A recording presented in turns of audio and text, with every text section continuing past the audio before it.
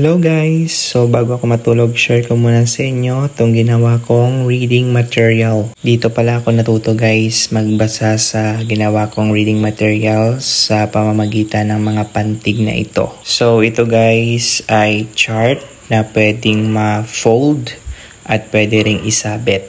Pwede mo siyang isabit kung magpapabasa ka sa mga pupils or sa mga learners. At pwede mo rin siyang ma-fold if a single learner is reading. What I mean is if he or she is sitting in the reading corner. So, ifo-fold mo lang siya pero sa akin gusto ko nakasabit siya sa aking classroom para makita ng aking mga pupils at ng mga learners para makabasa sila at madali nila itong makita.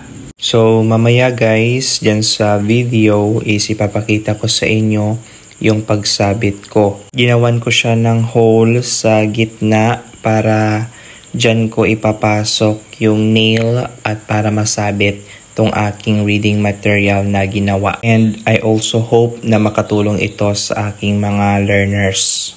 So here guys, sinabit ko muna siya temporary dito sa bahay namin. So yan yung outcome. Ayan. O diba guys, napakaganda.